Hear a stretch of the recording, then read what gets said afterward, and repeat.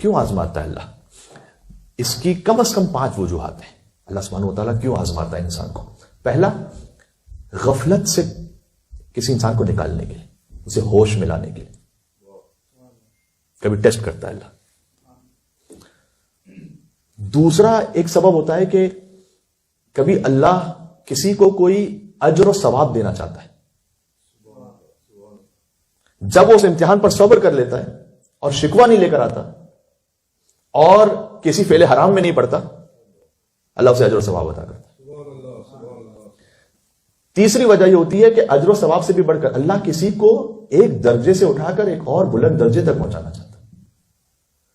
ایک قرآن میں آیت ہے وَجَعَلْنَاهُمْ أَئِمَّةً يَهْدُونَ بِأَمْرِنَا، ہم نے کچھ ائمہ قرار دیے ہیں، امام قرار دیے ہیں کہ جو ہمارے امر سے ہدایت کرتے ہیں. اسی طریقے کی ایک اور آیت ہے قرآن میں کہ ہم نے کچھ ائمہ کو قرار دیا ہے کہ انہیں ہم نے امام اس لیے بنایا کہ لما صبروا، جب وہ صبر کرتے ہیں تو ہم نے انہیں امامت کا درجہ عطا کیا ان کے صبر کی وجہ سے. یہ بنی اسرائیل کے کچھ انبیاء کی بات ہو رہی ہے کہ جنہیں اللہ سبحانہ وتعالیٰ نے پھر امامت بھی عطا فرمائی تھی.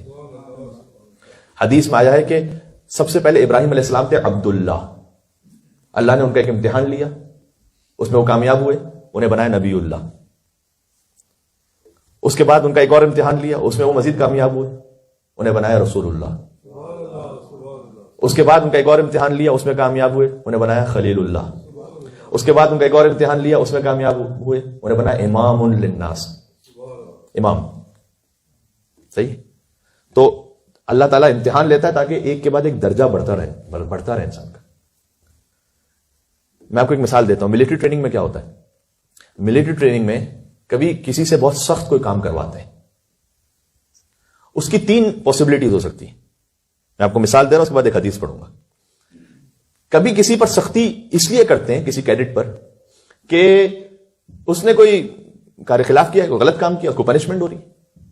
کبھی سخت ٹھٹرتی ہوئی رات میں تمہیں باہر چوکیداری کرنی ہے کیونکہ تم نے فلاں غلط کام کیا تھا، تم لیٹ اٹھے تھے، تم نے ڈیوٹی پوری نہیں کی تھی، اب یہ پنشمنٹ ہے. ایک وجہ یہ ہوتی ہے.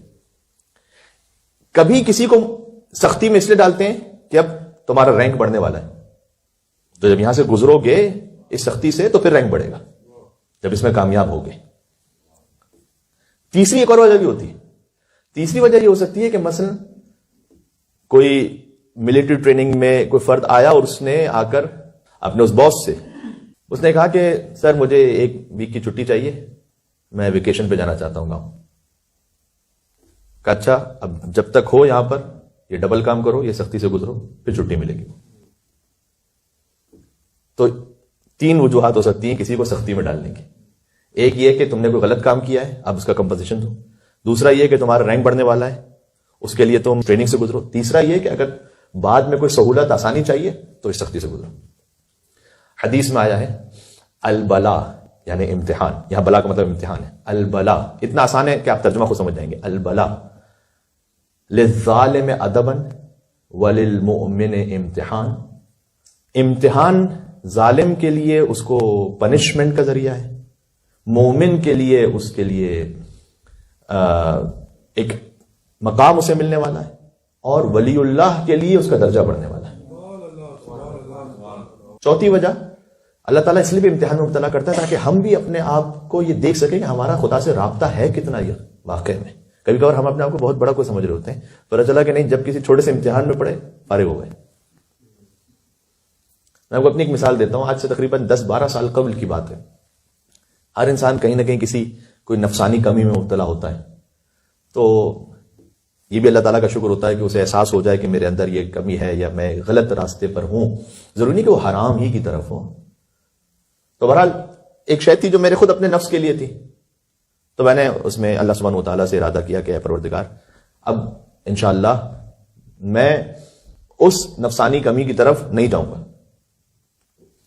2 مہینے گزرے اور الحمدللہ کہیں اس میں کوئی مبتلا نہیں ہوا. تو آئی واز فیلنگ کہ ماشاءاللہ دیکھیں میں نے تو شکست دے دی شیطان کو. لیکن پتہ چلا کہ وہ 2 مہینے میں اس لیے آرام سے تھا کہ اب تک وہ موقع نہیں آیا تھا. جیسے ہی موقع آیا فنش. تو پھر اپنے آپ میں احساس ہوا نا، جو میں اپنے آپ کو سمجھ رہا تھا ابھی ہوں نہیں. امتحان میں پڑھ کے پتہ چلتا ہے انسان کس درجے پر ہے. کہیں ایک دکھاوے کا، ریاکاری کا کوئی موقع آتا ہے، انسان اپنے آپ کو سمجھ رہا ہوتا ہے کہ میں بہت خلوص میں ہوں. جب موقع آتا ہے پھر پتہ چلتا ہے کہ واقعی خلوص میں ہے کہ نہیں. جب تعریفیں ہو رہی ہوتی ہیں اور اس وقت انسان اپنے آپ کو سنبھال پائے، یہ مشکل کام ہے. اللہ تعالیٰ جو امتحان لیتا ہے نا، اس کے امتحان کے طریقے بھی بہت سارے ہیں. کسی کو تعریف کے ذریعے سے آزماتا ہے، کسی کو عزت دے کے آزماتا ہے، کہیں پر ذلت سے آزماتا ہے، کہیں شکل سے آزماتا ہے، کہیں علم سے آزماتا ہے، کہیں فائنینس سے آزماتا ہے، کہیں بیوی سے آزماتا ہے، کہیں شوہر سے آزماتا ہے، کہیں بچوں سے آزماتا ہے.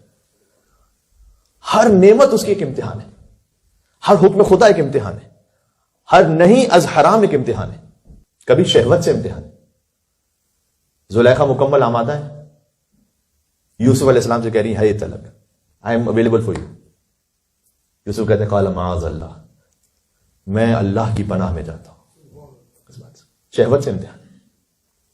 کسی کا بیوی کے ذریعے امتحان ہے. اللہ تعالیٰ حضرت ابراہیم سے کہہ رہا ہے کہ جاؤ اپنے بیوی بچوں کو بیابان میں کھلے صحرا میں چھوڑ کے آؤ. بس ربنا انی اسکنت بواد غیر ذی زرع، پروردگار میں اپنے بیوی بچوں کو ایسی جگہ چھوڑ کے جا رہا ہوں جہاں نہ کوئی زراعت ہے، نہ کوئی فصل ہے، نہ کوئی پانی ہے، کچھ بھی نہیں، تیرے حکم سے چھوڑ کے جا رہا ہوں. کبھی انسان کا بچوں کے ذریعے سے امتحان ہے. حضرت ابراہیم علیہ السلام سے اللہ کہہ رہا ہے کہ چھری رکھو اپنے بچے کی گردن پہ. کبھی انسان کا اپنے نفس سے امتحان ہے، جان کا، آگ میں پھینکا جا رہا ہے. تو جبرائیل نازل ہوتے ہیں، اے ابراہیم علیہ السلام کی شخصیت بہت عظیم ہے. قرآن میں ان کا ذکر جس طرح سے نا، بہت عظیم و شان شخصیت. ان کا خود کا امتحان، بچے کا امتحان، جوان بیٹے کا، پھر زوجہ کے ساتھ امتحان، یعنی ایک عجیب بت شکنی ہے ان میں. نہیں، یہ بھی ایک امتحان سے گزرنا پڑتا ہے انسان کو. کبھی انا سے گزرنا پڑتا ہے، یہ بھی بہت بڑا امتحان ہے. ایگو، میری ایگو ہرٹ ہو رہی ہے لیکن بات حق ہے.